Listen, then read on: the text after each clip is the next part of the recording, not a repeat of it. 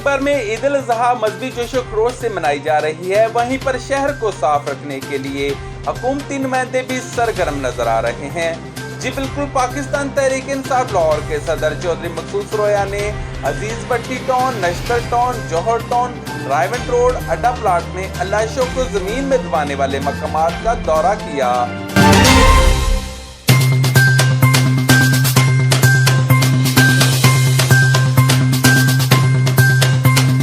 इस मौका पर उनके हमरा जनरल सेक्रेटरी वजीर भट्ट, डिप्टी सेक्रेटरी शफीक जोया भी मौजूद थे। चौधरी मकसूद रोया का कहना था कि हमारी टीम वजीर आला पंजाब उस्मान बज़दार की हिदायत पर शहर के तमाम मकामात का जायजा ले रही है। मुल्क के हर एक शहर को साफ रखना हुकूमत के साथ साथ पाकिस्तानी अवाम की भी जिम्मेदारी है।